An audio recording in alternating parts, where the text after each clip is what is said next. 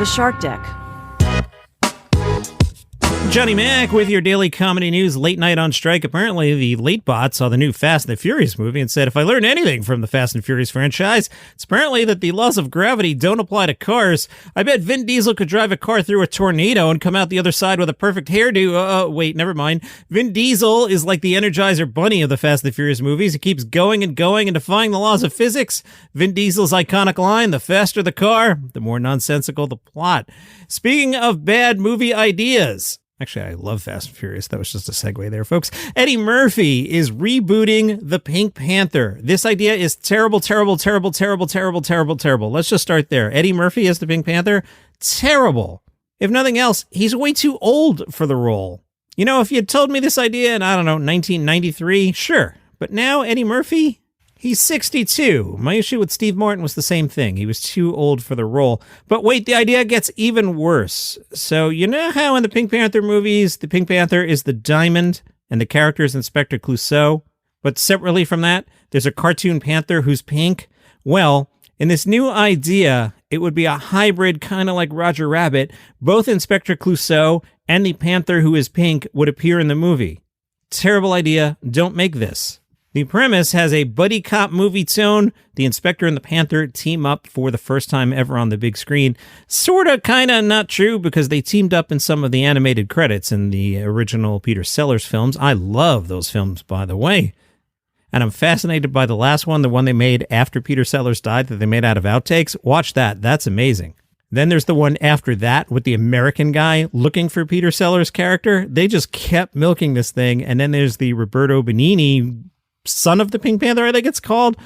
Yeah, love those films. Those last three are just fascinating. It's like the Doors album without Jim Morrison. There's actually two Doors albums without Jim Morrison. You ever check those out? One is called Other Voices. What's the other one called? Let me look it up. Full Circle. That's what it is. Full Circle. I have those too. I love things like that. I digress. Conan O'Brien put out a trailer. He's finally doing something for HBO Max or HBO or whatever we're calling it now. Side note to the Max people, you're making a mistake. You're making a mistake. HBO is the brand, folks. Anyway, Conan put out a trailer, and I guess I'm negative today. I couldn't make it through the trailer, and I love Conan, but I saw this thing on YouTube. I was just watching nonsense on YouTube, as I tend to do right before bed, and this Conan trailer popped up, and I was like, oh, I'm excited about this, and I could not make it to the end of the trailer. Conan O'Brien Must Go finds Conan meeting fans on his podcast and going overseas to visit them in their respective countries. Conan said, my fans around the globe never asked me to visit them, so I did. So basically, you see some clips of Conan doing the podcast, then you see him in a foreign land meeting the people in person, and the clips just didn't grab me. I'll give the show a try because I like Conan a lot, but not feeling it. Amy Schumer will have another Netflix special. It's her third. This one is called Emergency Contact. It was shot at the Orpheum Theater in LA earlier this year.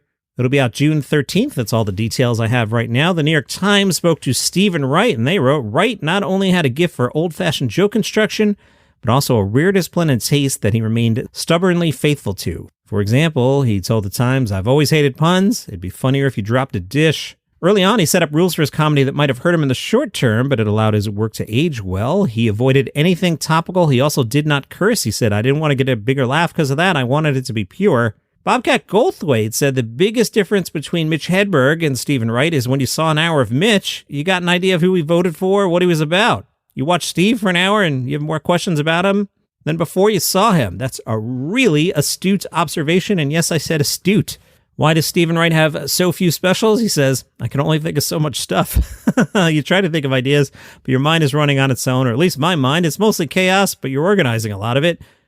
The Montreal Comedy Festival. I'm hoping I can make it up there. I'm thinking about what that week is like in my life here in the basement, and I'm not sure I'm going to be able to get up there, but I will try. They've added Daniel Sloss. His show is called Can't, and they write, with 13 solo shows under his belt, Daniel has become one of the biggest names in stand-up, selling out venues in 54 countries. Also coming to Montreal, he plays every year, Tom Papa. His tour is called 2023 Comedy Tour. I love it. Tom Papa, you may have noticed, is listed in the credits of the movie Air. You'll find that on Amazon these days. He's listed online in the cast, but does he appear in the movie? Papa said, I got cut out of that movie by my good friends Ben Affleck and Matt Damon. My scene ultimately didn't make sense and it got cut out. Look, it happens all the time, but I'm definitely going to use it to my advantage and get them to put me in a bigger movie with a bigger part. Do you love your Peloton? Oh, I sure do. Well, I know you do because you started a podcast about one. If you love your Peloton and can't get enough of it and all the news that goes along with it, you should check out our show. It's called The Clip Out. It's a great place to go for instructor news, new classes, motivational tips, corporate machination. We don't just tell you the news, we also give you our thoughts on why things are happening. And each week we also interview a member of the Peloton community. Sometimes it's, somebody like me, just a regular person riding their bike. Sometimes it's Snooki. You never know. You never know. The Clip Out is about anyone who loves their Peloton. Every week we take you behind the scenes and inside the world of Peloton. The Clip Out is available wherever you get your podcasts or check out our website, theclipout.com.